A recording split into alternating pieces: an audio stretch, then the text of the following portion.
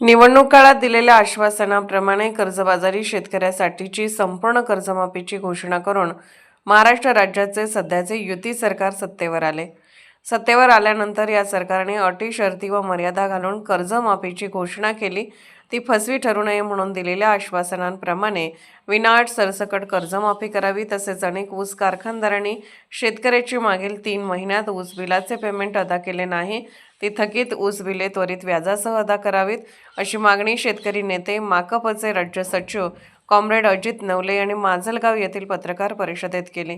सध्या महाराष्ट्रामध्ये गाजत असलेले नाशिक जिल्ह्यातील भोंदूबाबा प्रकरणी आरोपीवर कडक कारवाई करून यामध्ये सहभागी असलेल्या सर्व सरकारमधील मंत्री, 39 आमदार व इतर राजकीय कार्यकर्त्यांवर सरकारने तात्काळ कारवाई करावी, अशी मागणी मार्क्सवादी कम्युनिस्ट पक्षाचे राज्य सचिव कॉम्रेड अजित नवले यांनी पत्रकार परिषदेत केली।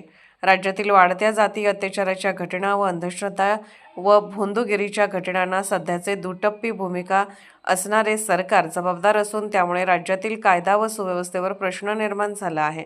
राज्यातील भोंदूगिरी व वाढती गुन्हेगारी हे देवेंद्र फडणवीस यांच्या गृह खात्याचे अपयश असल्याची टीका त्यांनी केली।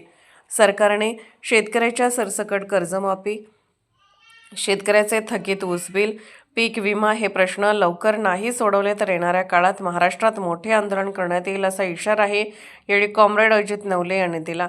या पत्रकार परिषदेला डॉक्टर अजित नवले यांच्यासह किसान सभेचे जिल्हाध्यक्ष कॉम्रेड अजय बुरांडे, DYFI युवक संघटनेचे अध्यक्ष मोहन जाधव, ज्येष्ठ माकप नेते कॉम्रेड मुसद्दीक बाबासर, तालुका सचिव कॉम्रेड शिवाजी कोरे, कॉम्रेड कृष्णा सोळंके, लहू खारगे यांच्यासह अनेक पत्रकारांची उपस्थिती होती। Bureau report SS news. महाराष्ट्रातील शेतकऱ्याच्या पीक विम्याचे थकलेले पैसे मिळावेत। अतिवृष्टी पॅकेजमध्ये डिक्लेअर केल्याप्रमाणे पीक विमा हा सरसगट शेतकऱ्यांना मिळावा। त्याचप्रमाणे ऊसाचे जे पैसे थकलेत, हजारो शेतकरी त्याच्यामुळे व्यथित झालेले आहेत, ते पैसे मिळावे यासाठी आज किसान सभेच्या नेतृत्वाखाली एक जबरदस्त मोर्चा बीड जिल्हाधिकारी कार्यालयावर काढण्यात आला। आमचे नेते अजय बुरांडे असतील, रोहिदास जाधव असतील, मोहन जाधव असतील, कृष्ण सोळंके असतील, आमचे सगळे बाकीचे नेते याच्या नेतृत्वाखाली हा मोर्चा निघाला।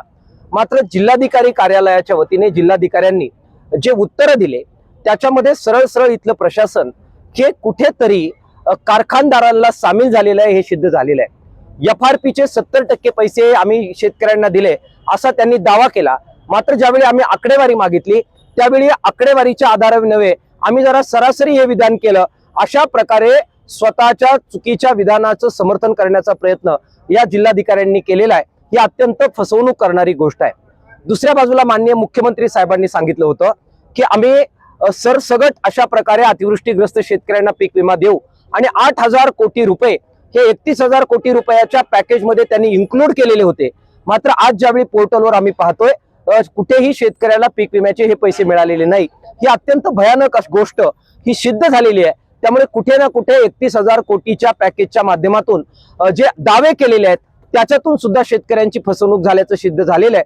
ही अत्यंत गंभीर गोष्ट आहे। बीड जिल्ह्यातून सुरू झालेला लढा राज्यभर घेऊन जाण्याचा संकल्प आम्ही करतोय आणि या पीक विम्याच्या बद्दल फसवी कर्जमाफी जे करण्याचा प्रयत्न केलेला आहे त्याच्यामध्ये अनेक अटीशर्ती लावल्या जात आहेत, त्याच्याबद्दल असंतोष आहे। गाडी कोणाची असेल, बंगला कोणाचा असेल, आम्ही त्यांना वगळणार असं बावनकुळे साहेब सांगत सुटलेले आहेत। त्या सगळ्याच्या विरोधामध्ये किसान सभा जबरदस्त आंदोलनाची हाक देते आहे। बीड पासून सुरुवात होते आहे, राज्यभर आम्ही हा लढा घेऊन जाणार आहोत।